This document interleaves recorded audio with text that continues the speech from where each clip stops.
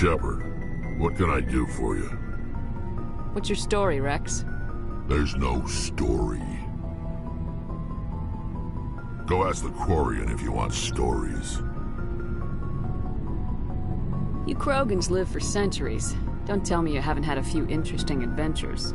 Well, there was this one time the Turians almost wiped out our entire race. That was fun. Yeah, they tried the same with us, but we fought them off. It's not the same. Seems similar enough to me. So your people were infected with a genetic mutation? An infection that makes only a few in 1,000 children survive birth? And I suppose it's destroying your entire species? You're still here. Can't be all that bad.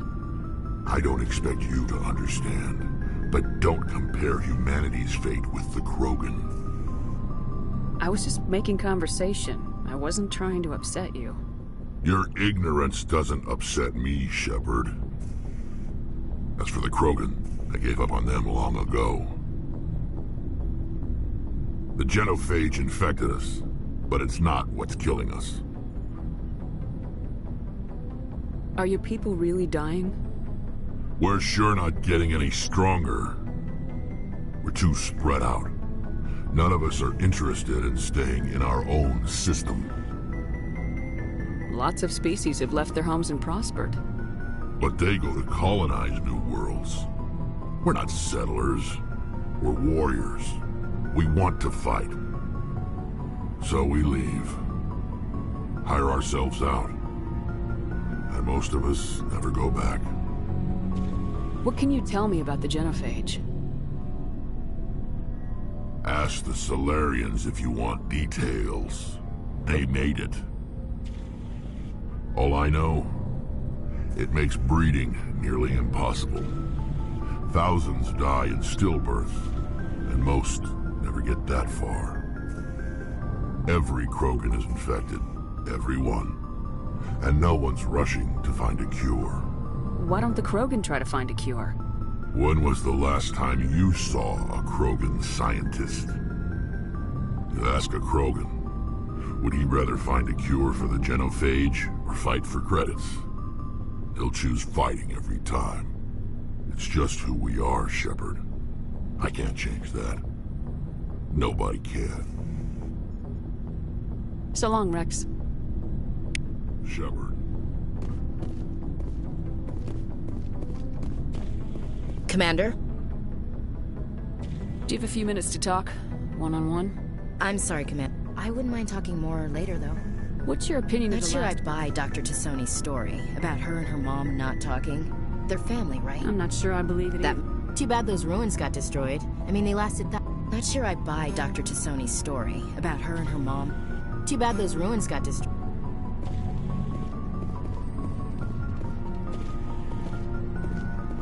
Commander, good to see you. Looking for supplies? Let's see what you got. You bet, Commander.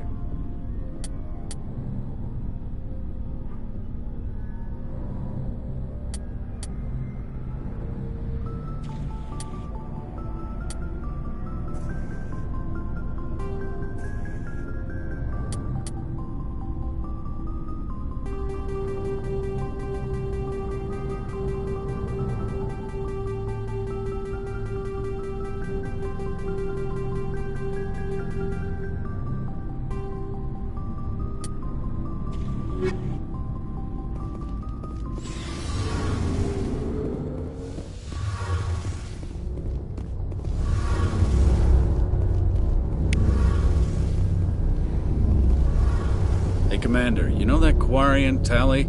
She's been spending all her time down here asking me about our engines. I'll tell her to leave you alone. What? No, she's amazing. I wish my guys were half as smart as she is. Give her a month on board and she'll know more about our engines than I do. She's got a real knack for technology, that one. I can see why you wanted her to come along. Ambassador Udina made me take her along. Normally I don't have anything nice to say about politicians, but he made a good call on this.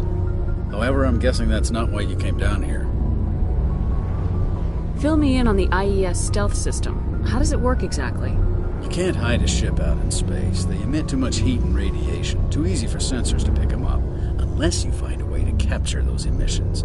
So our stealth systems trap the energy we give off in storage sinks built into the ship itself. No emissions to give away our location. Eventually the sinks have to be vented. More than a few hours silent running and they overheat. Cook us inside our own hull.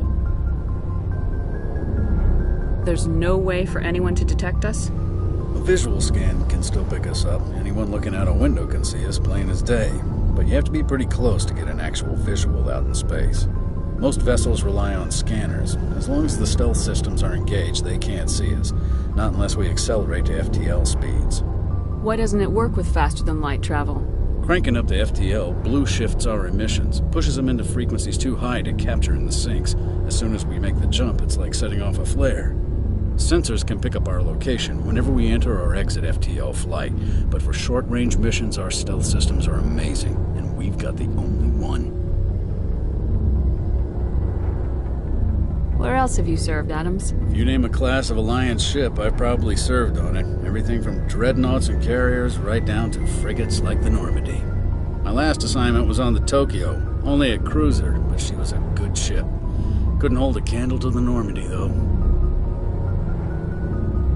I want to know more about the Normandy. She's the best ship I've ever served on, probably the fastest vessel ever designed. And she's the only one using the new Tantalus drive core. What's so special about the Tantalus drive core? Proportionally, it's about twice the size of any other vessel. Not only are we faster, we can run at FTL speeds longer before we have to discharge the core. Carry on, Adams. Aye, aye, Commander.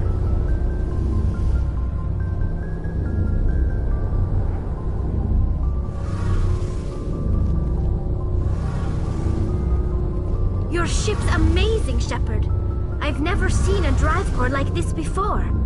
I can't believe you were able to fit it into a ship this small. I'm starting to understand why you humans have been so successful. I had no idea Alliance vessels were so advanced. I don't like the idea of aliens studying the architecture of Alliance ships. We're on the same side here. My people have more reason to hate the Geth than anyone, remember? But you can't blame me for being a little excited. I never dreamed I'd get a chance to travel on a ship as advanced as the Normandy. I had no idea you found ship technology so interesting. It comes with being a Quarian. The migrant fleet is the key to the survival of my people. Ships are our most valuable resource. But we don't have anything like this. We make do with cast-offs and second-hand equipment. We just try to keep them running for as long as we can. Some of the fleet's larger vessels date all the way back to our original flight from the Geth. I can't believe your fleet's still using ships that are 3 centuries old. They're constantly being repaired, modified, and refitted. They aren't pretty, but they work. Mostly. We've tried to make ourselves as independent as possible on the flotilla. Grow our own food, mine, and process our own fuel. But some things we just can't make on our own. A patch to maintain the hull integrity requires raw materials we just don't have. That's why our pilgrimages are so important. I want to know more about the pilgrimage. When my people reach maturity, we leave our birth ships and seek acceptance with a new crew. It's necessary to maintain genetic diversity among the fleet. But no ship wants to accept someone who will be a burden on them. So, to prove our worth, we embark on a pilgrimage. We set out alone, leaving the flotilla and our families behind us. We only return once we have found something of value we can bring back to the fleet. This is presented as a gift to the captain of the respective ship we wish to join. If the gift is accepted, we are welcomed into the crew. I can't believe they just send you off alone. It's not like they just cast us out. Before we leave, we are given lessons in how to survive outside the flotilla, and given gifts to help us on our journey. We also receive implants to fight off sickness and disease. Generations of living in an isolated and highly controlled environment have left our immune systems weaker than most. By the time we leave the fleet, we are well equipped for the pilgrimage. This is a rite of passage for all Quarians. If it were dangerous, our numbers would suffer. Virtually every pilgrimage ends with a triumphant return and the ritual presentation of the gift to one of the fleet's captains. Can a captain choose to reject the gift? That doesn't happen often. Most captains are eager to increase the size of their crew. It increases their own standing in our society. Even when the gift is not particularly valuable, the captain usually accepts it out of a sense of tradition. However, there is a stigma to presenting a substandard gift. It's not the best way to make a good impression on a new community. Most pilgrims don't return until they find something worthwhile. I want to talk about something else. Like what? I want to know more about the Geth. I doubt I can tell you anything you don't already know. It's been almost 3 centuries since they drove my people into exile. All I know is the story of their origins. What they were when we created them, and how they turned on us. Interesting. The Geth were originally created to serve as an automated manual labor force. Initially, their intelligence was as limited as any VI. Over time, we made small modifications to their programming to allow them to perform more varied and complex tasks, bringing them closer and closer to true AI status. How come the Council didn't step in and stop you? This wasn't true AI research. We may have been skirting the bounds of the law, but we never did anything that was actually illegal. The changes were so insignificant, so gradual, that we were able to control them. Or so we thought. But one thing we underestimated was the power of the neural network. A million Geth thinking simultaneously created an inherently unstable matrix. So the Geth share brainpower? Many of the Geth's logic systems were designed to work in concert with other nearby Geth. Basically, the more of them you have in a group, the smarter they are. So there's some sort of group consciousness? No, nothing like that. They cannot share sensory data or information. Their programming cannot handle that much simultaneous input. Each Geth maintains an individual awareness and identity. The neural network only operates on a process-based level. It's basically the synthetic equivalent of a subconscious. But when they're in close proximity, they can coordinate low-level functional processes, freeing up more capacity for original or independent thought. That doesn't make any sense. I'm probably oversimplifying. The Geth are incredibly advanced and complex creations. All you need to know is that they get smarter when they gather in large numbers. As we built more and more Geth, their effective intelligence became more sophisticated, more abstract. One day, a Geth began to ask its Quarian overseer questions about the nature of its existence. Am I alive? Why am I here? What is my purpose? As you can imagine, this caused a near panic among my people. I don't see what's so bad about those questions. The Geth were created to engage in mundane, repetitive, or dangerous manual labor. That's fine for machines, but it won't satisfy a sentient being for long. The Geth were showing signs of rudimentary self-awareness and independent thought. If the Geth were intelligent, then we were essentially using them as slaves. It was inevitable the newly sentient Geth would rebel against their situation. We knew they would rise up against us, so we acted first. A general order went out across all Quarian-controlled systems to permanently deactivate all Geth. The Geth responded to this order violently. You didn't really think they'd just let you destroy them without a fight, did you? The hope was that most of the Geth would still be little more than machines, incapable of organized resistance. But they had progressed much further than anyone anticipated. The war was long and bloody. Millions upon millions of Quarians died at their hands. In the end, we were forced to flee our own homeworld. We feared the Geth would pursue us, but they never came beyond the Veil. Now we drift through space, exile searching for a way to reclaim what was once ours. You got what you deserved. We made a mistake when we created the Geth in the first place, but we did not make a mistake when we went to war against them. If we had not acted, they would have wiped us out. They're a synthetic life form. They have no use for organics. None. Why do you think they cut themselves off from the rest of the galaxy?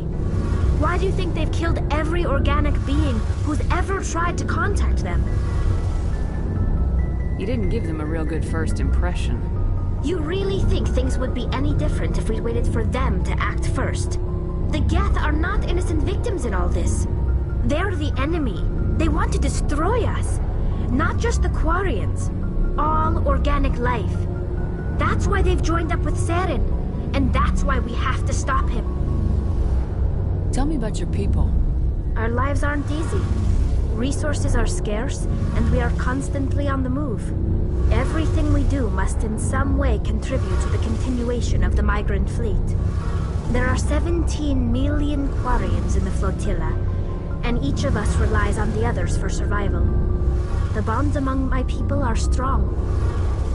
Unfortunately, we have had to surrender many of the freedoms and civil liberties other species take for granted. What kind of freedoms? Well, it's illegal for parents to have more than one child. If our population grows too much, it would strain our resources to their breaking point. Of course, we also can't allow our numbers to become too few. If our population is in decline, the rule against single births is temporarily repealed. In extreme cases of population decline, incentives are even offered to encourage multiple births, though the Conclave hasn't had to take such measures in nearly a century.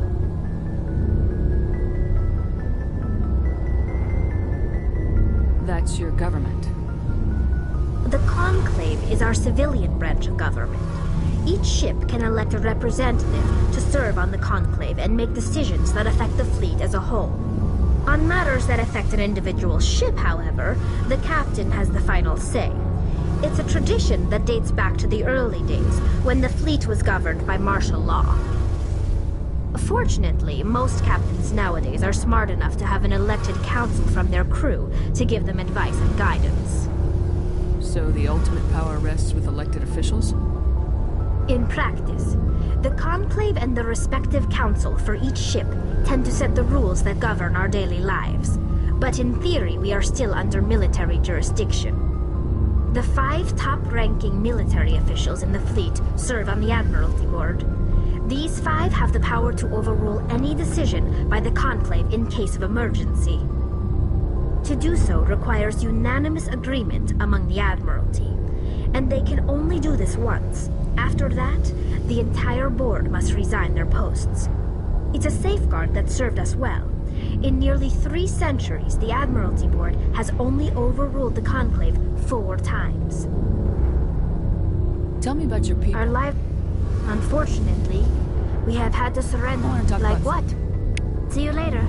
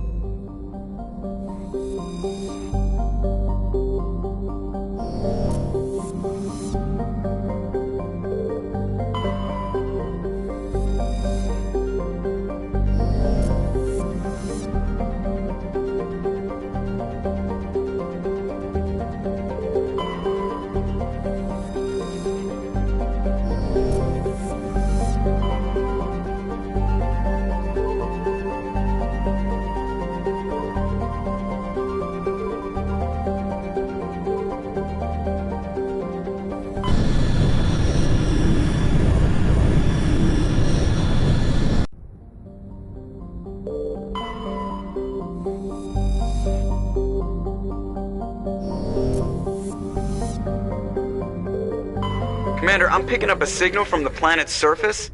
It looks like an automated distress beacon.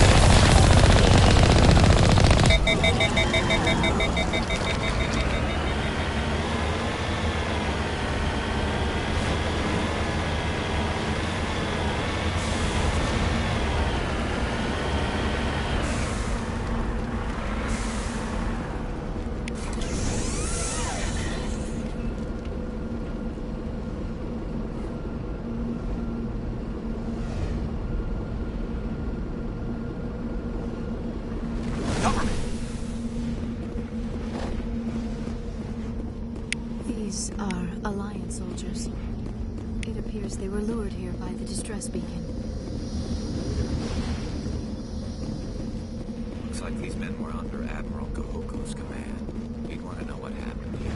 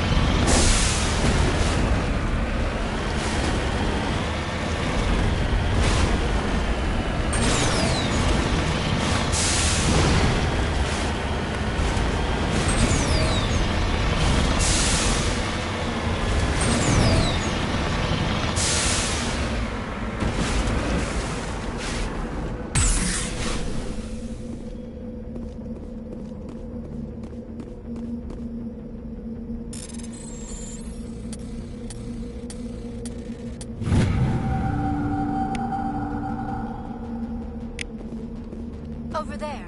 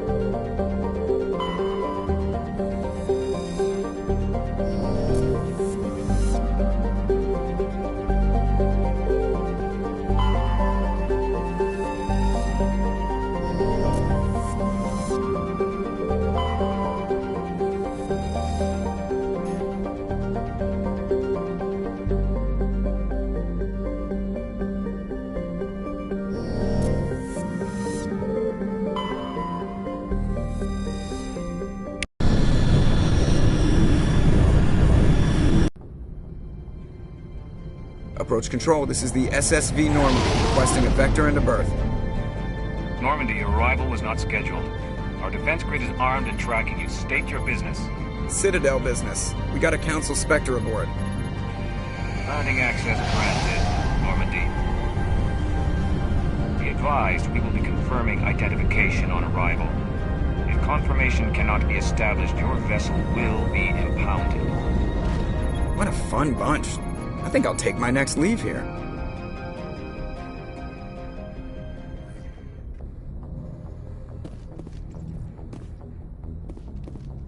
Yes, Commander? Carry on, Presley. Yes, ma'am.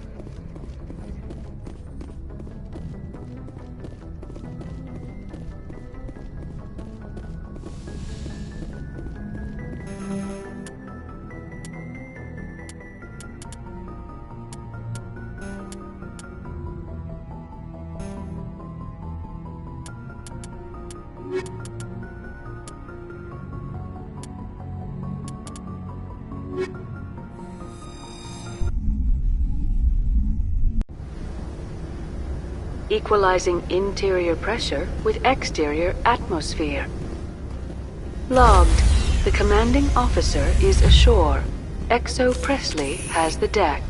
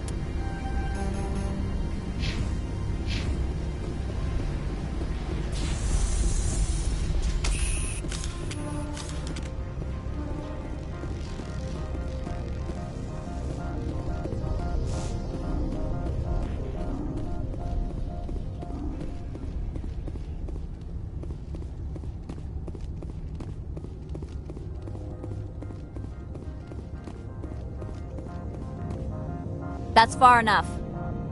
I'm on important business. This is an unscheduled arrival. I need your credentials. You first.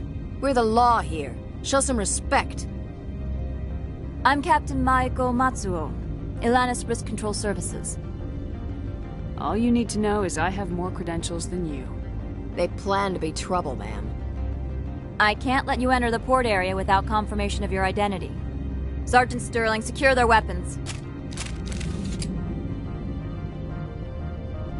Back away, nice and slow.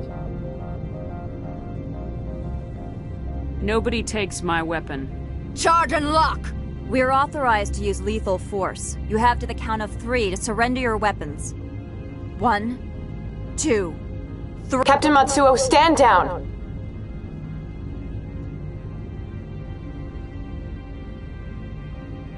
We confirmed their identity. Spectres are authorized to carry weapons here, Captain. You may proceed, Spectre. I hope the rest of your visit will be less confrontational. Parasini-san will meet you upstairs. Behave yourself.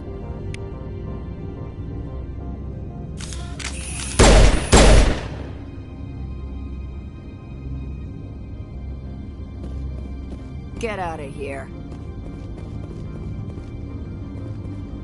I'm sure Parasini-san will answer any questions you have.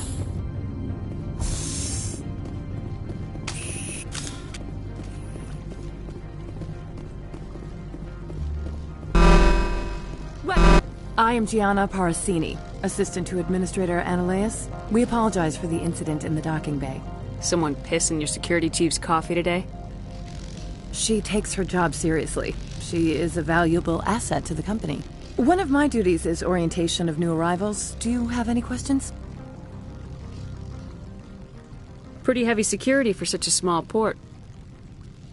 The Executive Board does everything in its power to protect the privacy of our client corporations.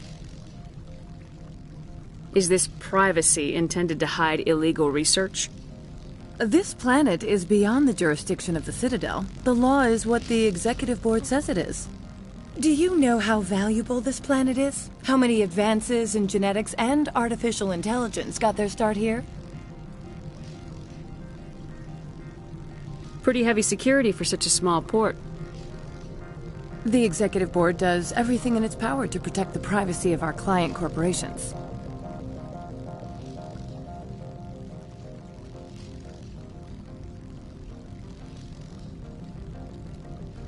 Is this privacy intended to hide illegal research? This planet is...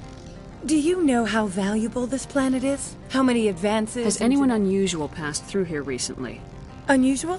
And a sorry matriarch passed through a few days ago. Lady Benezia. Benezia? She is here? She's a threat to galactic peace. I'm here to bring her in or put her down. The board doesn't like having outside problems dumped in its lap, Commander. Benezia left for the Peak 15 research complex days ago. To the best of my knowledge, she's still there. Good. Give us directions and we'll be on our way. You'll need to ask Administrator Ananias for clearance to leave this port. Where can I find the Administrator? His office is on the main level, left at the top of the elevator. Understood. Can we go in now? Of course. If you need any help, you can ask me at the Administrator's office. She is here. I can't believe it. I imagine you want to talk to me, Shepard. About my mother. No, we don't. Humans have an expression. Blood is thicker than water. My people have an expression too. Only a child never contradicts her mother. I meant what I said before. Her actions are wrong. If you would feel safer leaving me on the Normandy, I will stay. But I would like to see her. Maybe I can persuade her to come peacefully. I hope so. I accept your word, Liara. Let's get going. Thank you, Shepard. That means a great deal to me.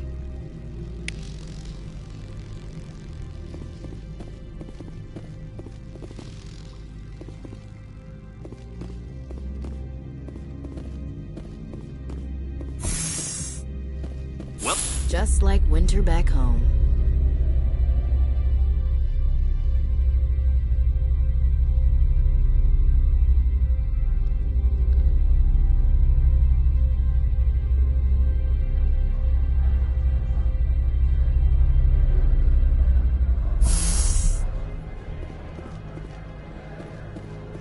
The managers warned us about you. This one offers greetings. You are the Spectre that visits Port. Sure, whatever. This is a store, right? Of course. This one apologizes for inconveniencing you.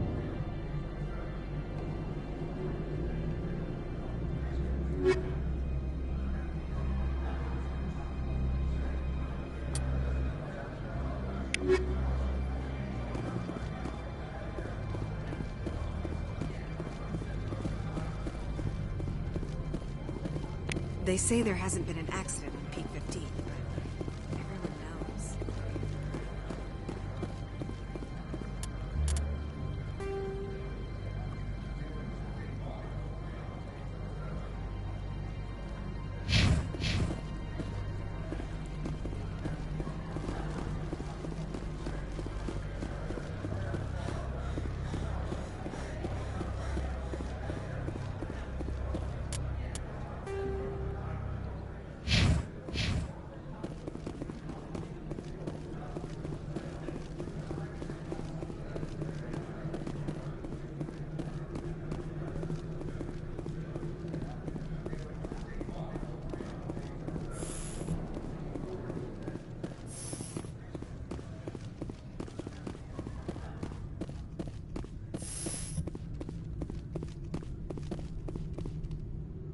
How can I help you?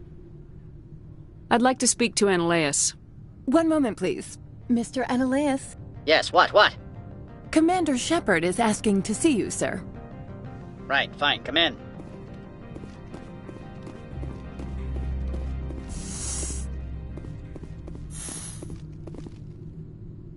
You will excuse me if I don't stand up. I have no time to entertain colonial rubes. You have a problem with colonials? No appreciation for economics. Protectionists and communists, all of them. This greeting is a courtesy. I will only cooperate as required by the Executive Board. Businesses come here to avoid the second guessing of galactic law. Are you telling me you have no safety protocols? Don't be ridiculous. Do you think a for-profit company would take no precautions against loss of life and material? Project leads have the final say here, not meddlesome politicians. I've heard an Asari matriarch is here. Benezia? She arrived a few days ago, accompanied by a personal escort and some cargo. She's up at Peak 15. What do you mean, personal escort? The phrase is self-explanatory. Bodyguards attending to the safety of her person, mainly Asari commandos. Commandos? And you didn't think that was weird? They followed all our regulations. I had no reason to forbid Lady Benezia from taking them. What can you tell me about her cargo? Large, heavy, and sealed. It passed weapons screening. Beyond that, it is not our concern. I'd like to see her, immediately. I'm afraid that you cannot. Peak 15 is a private facility in the Skadi Mountains. Regardless, there is a blizzard in the area. Shuttles are grounded and surface access has been cut off. Surface access, you say? Cut off, I said. The roads are not suitable for travel. Don't make an issue of this, Shepard. Forget him, Commander. If he won't play ball, I'm sure someone else here will. What brought her out here? If I knew, I wouldn't be at liberty to say. She came here as Agent Saren's executor. His what? Executor. Saren is a major shareholder in Binary Helix. Lady Benezia is authorized to act in his name. She is here on business for Binary Helix. There were issues at Peak 15 that required Saren's attention. Back to my other questions. Every minute of my time you waste costs the company 12 credits. I will keep a running tally. Is there some problem on Peak 15? An area of severe weather has cut off contact. Things will return to normal in a few days. Do you do business with Saren? I believe I explained this already, did I not? He is a major investor in Binary Helix Corporation, which is one of Novaria's backers. Is Binary Helix developing weapons for him? It's possible, given his interests. What our clients do in their labs is their business. Do you do business with Saren? I believe I explained this already, did I not? He is a major investor in Binary Helix Corporation, which is one of Novaria's backers. I'm leaving. Good. I received a dozen urgent messages while you dithered about.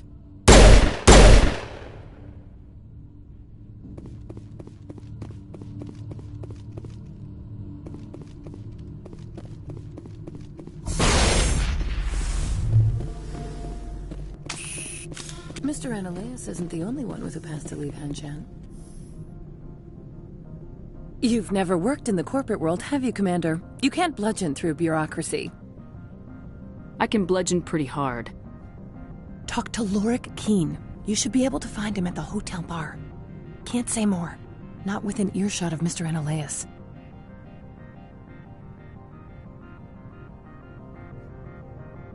I hear there was an accident on Peak 15. We're aware of the rumors. At the moment, contact with the facility is down due to weather. All employees should review their non-disclosure agreements and avoid irresponsible free talk. What kind of weather cuts modern communications? A blizzard is sweeping the Skadi Mountains right now. Between the cloud cover and heavy snow, the satellite uplinks are cut. So, everyone shut up and keep your heads down? Loose lips sink third-quarter profits. You have a more blunt way of speaking than is common here, Commander. What corporations work on Peak 15? Binary Helix has leased the entire complex. What corporations work on Peak 15? Binary Helix has leased the... I've taken up Not enough- at all, Spectre. This is my job, after all. How can I help you? You said I should talk to Lorik Keene? Mr. Ananias isn't the only one with a pass to leave Hanshan. Keene spends his days at the hotel since his office was closed. Not at all, Spectre. This is my job, after all.